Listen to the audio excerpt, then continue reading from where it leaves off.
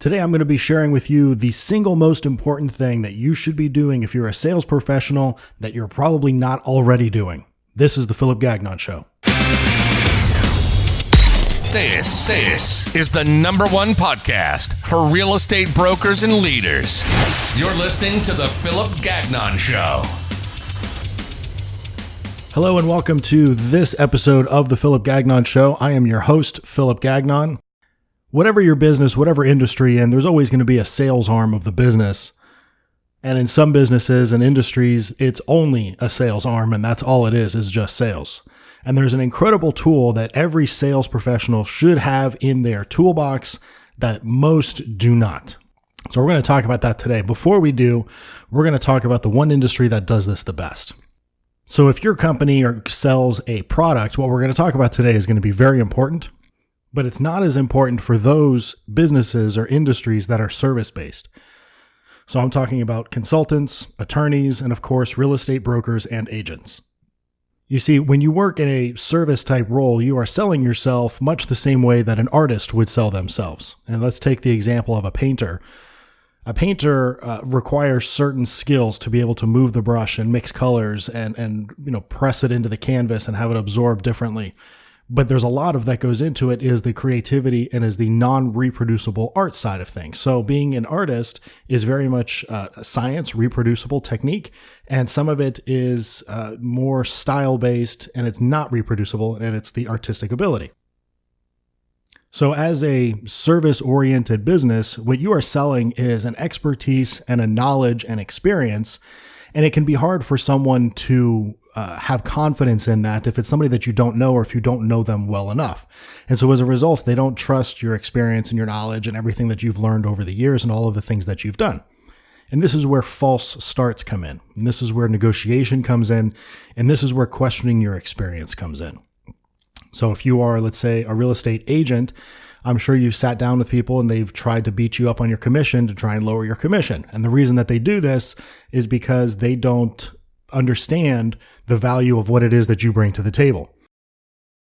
Now, there is one service-based industry that nobody questions and nobody negotiates with, and that is doctors.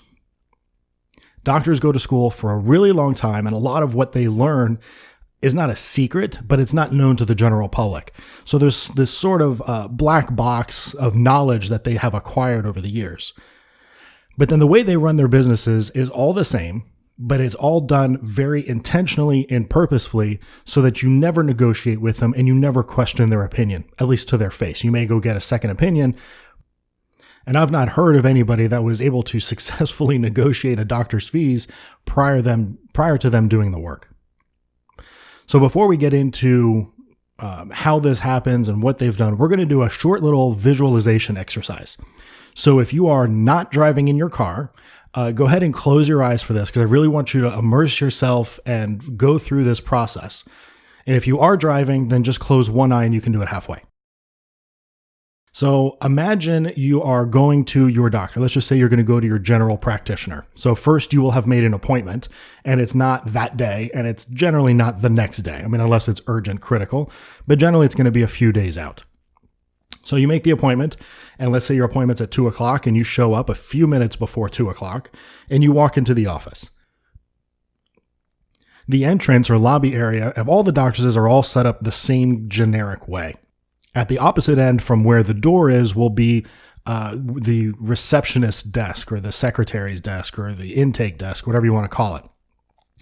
And a lot of times that desk is behind glass, almost looking like a convenience store in the bad part of town. It's obviously not bulletproof glass, but there's sort of that separation. So if you can visualize walking into your doctor's office, you can see the desk at the far side of the room, protected by the glass. You walk over there, there's a few people scattered around the room. And you walk up to that desk and the person sitting behind the desk generally doesn't acknowledge you. They may slide the window open and say, please sign in and we'll be with you in a moment. So you sign in, you put the time of your appointment, which is 2:00. You put down the time you arrived, which was 1:58. You're actually 2 minutes early. And then you go and sit.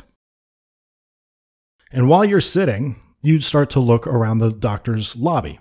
And they're all the same. And they're one of a couple of different scenarios. So one is there may be a TV, there may not be a TV.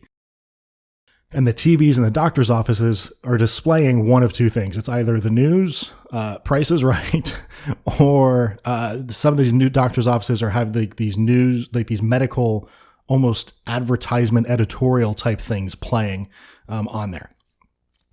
If you look around, you'll see pictures on the wall, and the pictures are one of three categories. The first category of pictures will be what I call hotel art. So it's very generic prints that don't really look like anything. The second type of stuff that you'll see hanging on the wall is pictures of exotic places where that doctor has been on vacation. And then the third thing will be plaques and trophies and certifications and accolades that the doctor has received throughout the course of their career.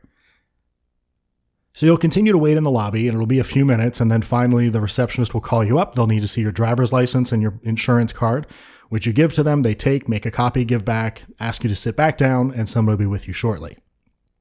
So now it's about 2:15, and you're waiting there, and you realize that everybody behind the counter is all dressed the same way. They're all wearing medical scrubs. And everybody behind the desk is dealing with billing and records and appointments and general operational stuff, so there's no really reason for them to be wearing scrubs, but they're wearing scrubs, and we'll talk about that a little bit later on. So you see everybody wearing scrubs, you're looking around at the different artwork, whatever it is in the office, and then the door opens. The door opens, and a nurse calls you back. There's the triage nurse. They call you by name, you stand up, you walk over, how are you? Very nice. They'll get your weight, blood pressure, temperature, ask you why you're there, what are your chief complaints, what's happening, what's going on. The nurse will sometimes be wearing a stethoscope, but not always. They'll write down some information. They then walk you down another hallway into another room. And this is the examination room. This room is generally very cold, not just in temperature, but in feeling. So it's a cold feeling room. It's very sterile. There'll be an examination table for you to lay on with paper, even though you're there for a cold. So you'll sit up on this table. The nurse leaves and says the doctor will be with you shortly. And you start to look around the doctor's office in this exam room, and you'll notice on the walls are diagrams of different parts of the body, the nervous system, the eye, the heart, the lungs, whatever it is. There may be a skeleton in the corner. On the desk, there is a model of a part of the anatomy. Let's say it's a knee or a shoulder or something like that. There'll also be a container full of cotton balls, tongue depressors, the little black things that they put on the scope that goes in your ear. There's a cabinet, a sink, little ammonia packs on the wall. So you should have a really good visualization of what's going on now. So now it's about 2:30, and there's a knock on the door. And the door opens, and in comes the doctor. And the doctor is wearing a lab coat, a stethoscope, a shirt and tie, and is holding your paper file in his hand. When he walks in, he says hi and doesn't pick his head up, and he keeps reading the chart. He walks in, sits down, keeps reading the chart, and then looks up at you and says, "Why are you here?" You can open your eyes now. Everything up until this point has been what's called a pre-sales presentation, or in real estate specifically, it is a pre-listing presentation. So we're going to go back and dissect all of these elements and show how this entire process leading up to the doctor saying, "Why are you here today? What is your chief complaint? How can I help you?" Everything leading up to that point was purposefully, intentionally done to make sure that the doctor is positioned as the expert and there's no questioning his authority, his knowledge, or his price. So let's go back to the beginning. You have an appointment time, you show up early. You're then made to wait 2 separate times, once out in the lobby and then again in the exam room. When you walk up, there's a very clear division between the doctor's office and you, the general population. Everybody behind the desk is wearing scrubs, not because they need to be antimicrobial and keep bodily fluids off of them. They wear them because they're playing a part, and they're playing a part in this play, which is basically what it is. It's a production. When you're sitting in the room and you're looking around at the different, whether it be the sterile artwork or the exotic vacation locations or the awards, trophies, and accolades, all of that is designed to get you into a certain state of mind, particularly when it comes to having the trophies, awards, and accolades, because some of those even show up in the exam room as well. What that does is that tells you that there's all these people out there that have said that this doctor is an authority on something. So in emergency practice, facial reconstruction, whatever it is, this doctor is an expert in something. And so subconsciously, that gets anchored into your mind that this doctor is an expert. The people behind the counter are playing the role of this production. When the nurse calls you, this is creating another level of hierarchy between you and the doctor. There's the staff, the administrative staff that's there, and that's the first level of hierarchy. Then there's the nurse, who get passed on to the second tier. So the nurse then is the second level of this hierarchy and begins to start some of the medical process by, getting some diagnostic information, asking why you're there, that sort of thing. And then you go into this second room where you wait some more. 30 minutes is not crazy to wait past your appointment time in most doctors' offices. And so you sit there in this exam room, and there's all kinds of stuff on the walls. You don't know what any of this is. If you're looking at a diagram of the human eye, there's all kinds of parts of the eye that you don't know what they are, you don't understand. But because they're there in the doctor's office in his exam room, you assume that he does. So not only does he have awards, trophies, and accolades out there stating how wonderful he is, not because he says so, but because everybody else says so. And then you get back there and you see all of this stuff. You have no idea what it is, but you assume that the doctor knows all of these details intimately because he sees this on a daily basis. So what does this do? Well, this creates another level in the hierarchy between you and the doctor.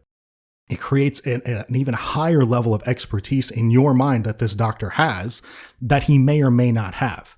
And then the doctor comes in wearing the lab coat, which truthfully doesn't really need, because he's, your general practitioner and he's not dealing with, chemicals and stuff in his office. So it doesn't really need the lab coat. He's got the stethoscope, which he doesn't really need and most times doesn't really use, but he's got it anyway because he's playing a role in this production, just like the triage nurse was, just like the admin staff is, just like the other sick people in the waiting room are all playing roles in this big production. Now, this is not to say that doctors are deceitful or that they're doing this maliciously or that there's a problem. This is an incredibly well thought out, intelligent system to demonstrate to the customer, which is the patient, which is you, that this doctor is the expert and it is in your best interest to heed their advice. The same way that you, as a service-based professional, have the knowledge and expertise, and it is in your customers' or clients' best interest to heed your advice as well. So that's kind of the pre-sales presentation overview. There's a ton of nuances that go in there from languages and attitudes and timings and all this other stuff, but we're not going to get too far into that. So what we're going to go ahead and talk about now is how you can replicate this for yourself.